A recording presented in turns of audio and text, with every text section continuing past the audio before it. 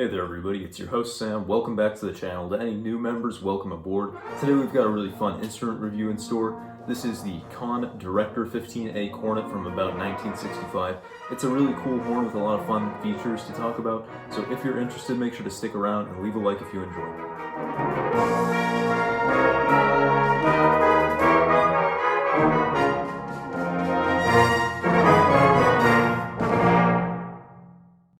This is the case that your Director Cornet will typically come in. It's got these latches here, and you just open it up with that knob there.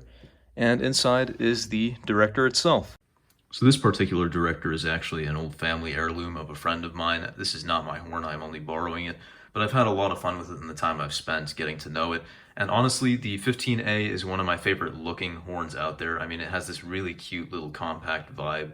The lead pipe actually curves into the first valve there, which is a little bit unusual for today's standards. And as we turn the instrument around, we'll see the tubing then comes out of the third valve where it has another little slide there, after which it comes out the bell. You know, nothing too unusual there. It's got really nice engraving on the bell in typical Conn fashion. This was a student model back in the day, and they really put a lot of work into it, you can see. And it's got Director engraved on the lead pipe on the mouthpiece receiver there. And overall, you can see it's a pretty nice looking horn. Maybe the one complaint I would have is that student models of that day really did not have on-the-fly adjustable first valve slides. So probably the most noteworthy specification on the Conn 15A is its bore size. That's not something you'd hear about much in a surface level discussion, but I do want to touch on that. This is my Yamaha 8310Z. It's my main B-flat horn and has been since 8th grade. What I didn't realize in 8th grade when I picked this horn out is that it actually has an unconventionally small bore. If you measure the bore, the second valve slide is a good benchmark. It comes out to 0.444 inches.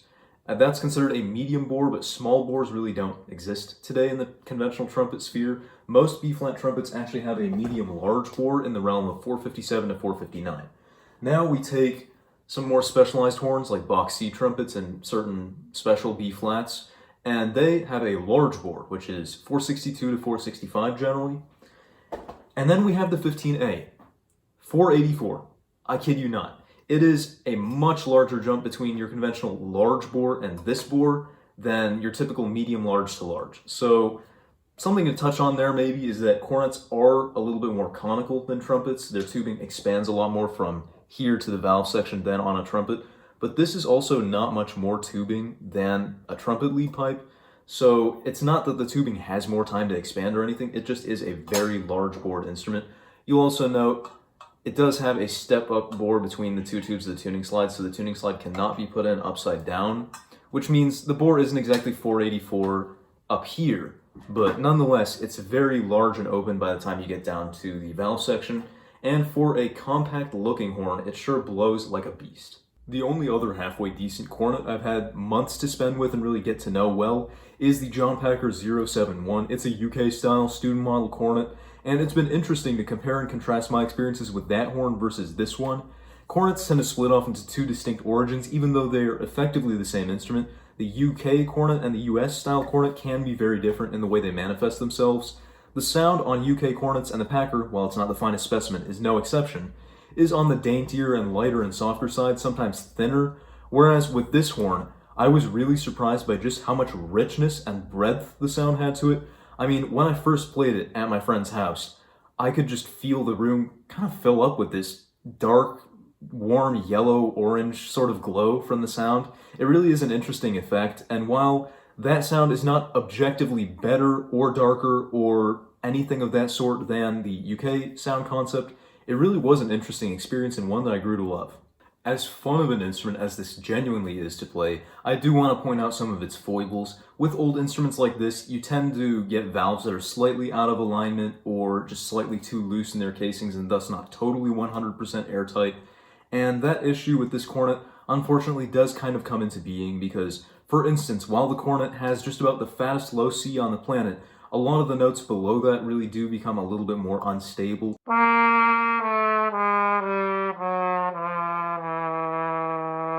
Some of the notes just above low C as well, especially E on 1 and 2, can get really, really stuffy and sharp.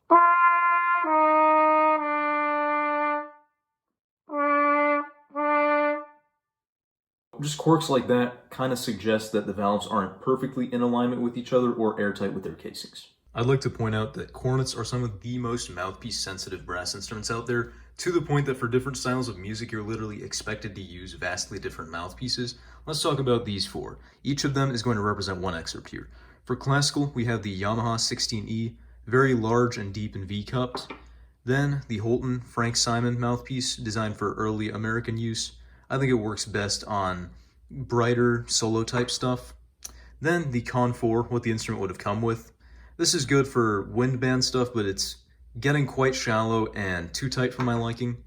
And then the Box 7 CW, which is practically a trumpet mouthpiece mounted on a cornet shank. So it's not the most fun to play, but it does have one very specific use that you'll see later on in the video. So bearing in mind what I've said about mouthpieces, let's talk about the instrument itself in different genres of music. My favorite use of the Conn 15A is in orchestral and solo work, and especially where the two cross over.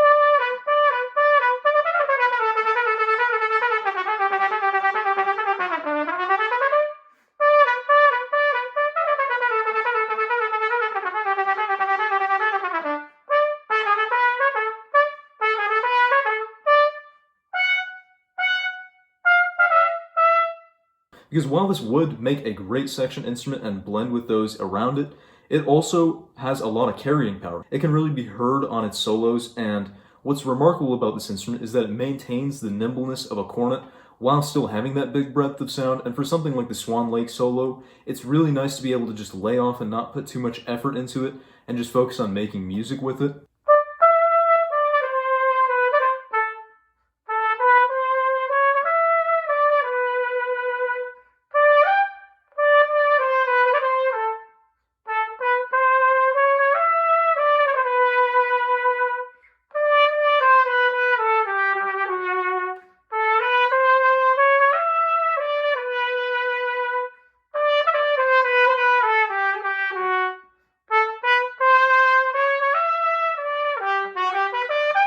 Now, with that said, that's not what the American cornet is usually used for. I mean, US-style cornets are most famous for their uses in jazz.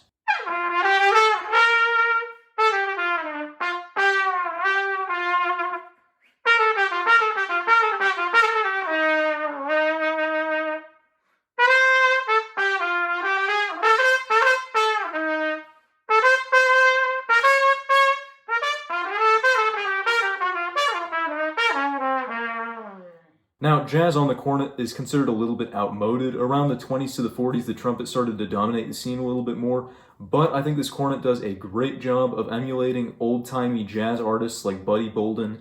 It has a really nice fat sound for that, and because of the loose slots from the valves potentially being slightly out of alignment, it has, fairly easy shakes, and you can kind of ornament your melodies and make them a little bit jankier sounding in the style of old New Orleans brass bands. And then early American brass bands also made use of instruments like this, and I think it does well in the march setting. It's better, in my opinion, than the Packer, but in a way I still prefer the trumpet because once you put too shallow of a mouthpiece on the cornet, it does start to back up a little bit on you.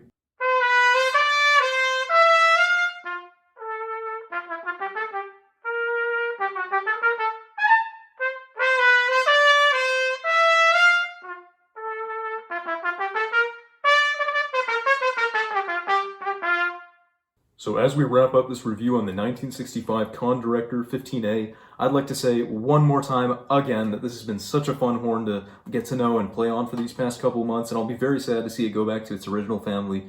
But all good things must come to an end. It's been a wild ride, and this is one of those horns I'll always be keeping one eye open on eBay for. They can sometimes go for as little as $100 to $200 in really remarkable shape.